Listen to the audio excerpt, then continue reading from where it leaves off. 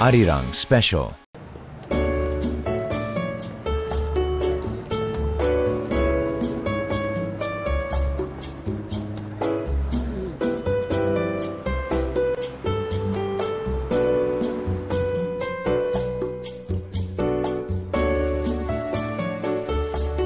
Well, Professor Chris ROWLEY, thank you so much for agreeing to this interview. And we're here in Oxford, and I know that you have a long affiliation with Oxford, correct? That's right. Thank you very much. You're welcome for the interview. I came down in 1987 to do my DPhil at Nuffield College and never left, although I work in Cass Business School in London. So you're here at the World Hallyu Congress. I'd like to know your personal experience or your personal intro to Korea. Because my first academic job by pure accident was in a university where everybody was interested in Japan in the 1980s, because Japan was going to be the next world power. And just at that time, in the 80s to late 80s, the Koreans started to invest in the UK. Samsung was investing in PC and printer factories. And people said, oh, well, you know, they will just be like the Japanese, won't they? And that was my curiosity. I thought, well, I don't know. I don't know anything about Korea. So I got curious between the Japanese-Korean comparison, not UK-Korea. That came later. Right. So you were interested in the Korea-Japan comparison rather than UK-Korea relationship that was building up. So what did you find out? That they're not the same. Well, obviously. Correct. Bravo, yes. Yeah. So that was my first interest. Well, clearly, there's, you know, everybody would say Asian values, and I'm thinking, well, these countries geographically close would be classed as Northeast Asia, normally clumped together as a group, and they're completely different. And why is that? And that's how I started off delving into things like institutions, and what drives institutional differences tends to be culture. And so that's how I got interested in cultural matters. Was what is it that's different between the Japanese and the Koreans, and then of course, you know, the Chinese and Indonesians and the Thais and Malaysians. When we spoke earlier briefly, you said you really picked up on globalization, but you had a counter hypothesis to that. Tell us about that. That's right. I mean, my interest really is about what would be called convergence, and part of that is the idea that globalization will drive the world all to be the same. And that's an interesting hypothesis, but it's not new.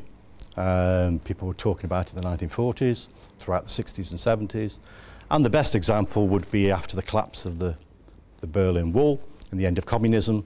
I remember reading a famous book called The End of History. And The End of History was by Mr. Fukuyama, famous Japanese scholar, and his hypotheses were we'd all become liberal, pluralist economies, and we'd all be the same. After all, the last ideological divide has collapsed, the Cold War is over, we're all the same. You only have to look at the Ukraine, Russia, the Middle East, to name three, to realise that this is not the end of history, it's not the end of ideology. And so that's why I was interested in globalisation. We haven't globalised. We haven't globalized. No. And your theory is that we will never, because of that cultural diversity. Yeah, I think the cultural diversity remains, despite what people say. You know, well, yes, it'll change. We'll all listen to American music, drink Coca-Cola, eat McDonald's. In fact, it's called the McDonaldization of the world.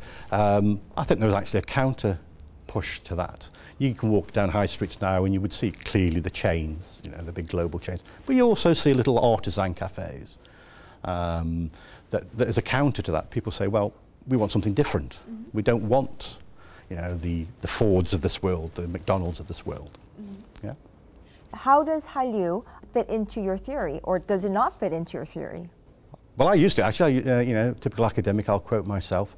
I used it in an article I just published in a journal. I used that exact example to say, well, if you want an example of cultural divergence, Hallyu would be an example of that. If you were having this conversation 10 years ago, nobody would have been mentioning it. People would say the Koreans are listening to, you know, British music, reading American novels, watching American blockbuster movies. They don't say that anymore, do they? They say, you know, there's a counter argument to this. You know, we're producing culturally, not unique, but culturally different products. How far that washes out across, you know, China and the rest of the world is the same hypothesis of the Americans doing. I don't think that's going to happen. However, it produces diversity. So I'm quite happy to use that, and I do use that as an example.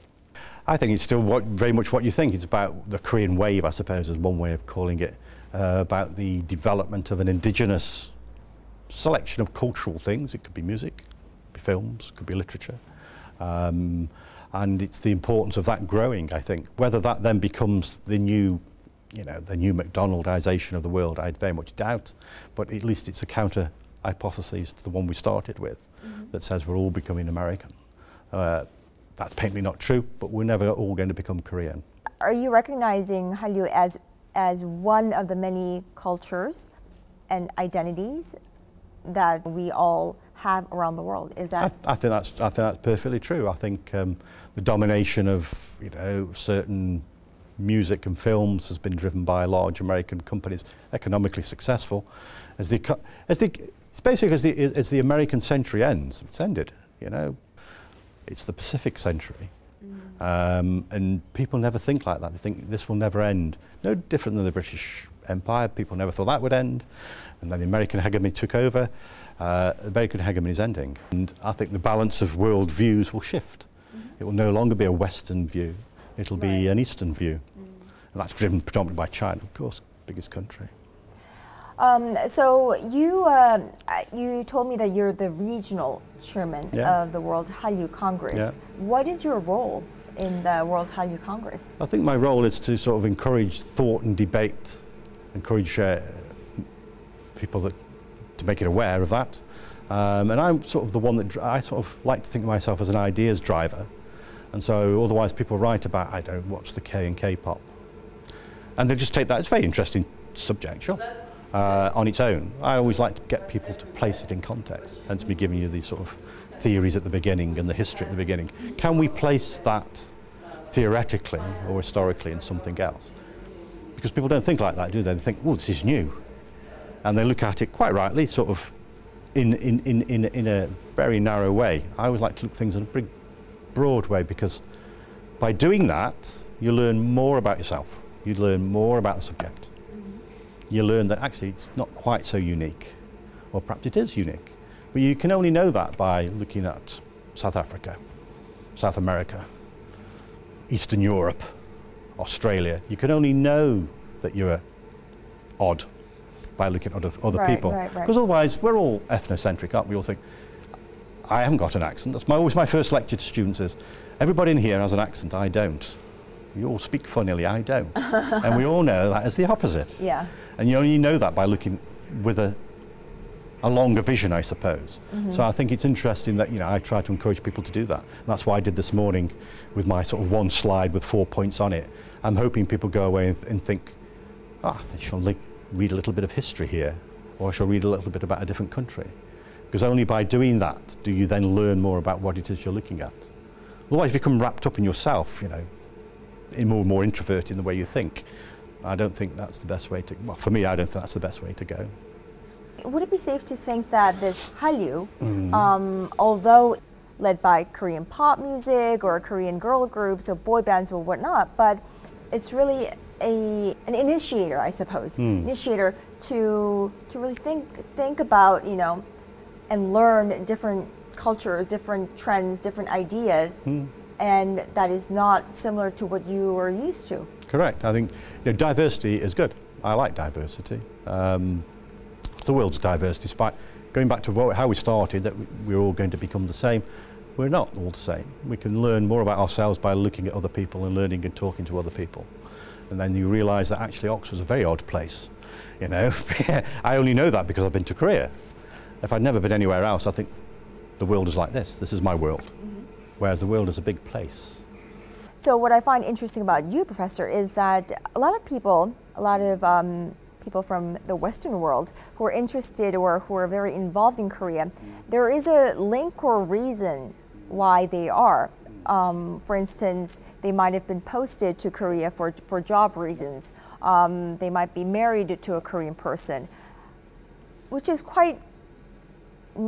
not the case for you. No, mine's an intellectual curiosity, isn't it? I mean, yes. I was interested, the people I meet in Korea are exactly like you said. If they're Western and they've been expats, they're married to a Korean, or if they're American, they've been posted to Korea. I've always been interested just for an intellectual reason, somewhere I didn't know anything about. I'm always interested in things I don't know anything about. So, driven by your intellectual curiosity, you started studying Korea, I suppose, and visiting Korea. Tell me about your experience in Korea.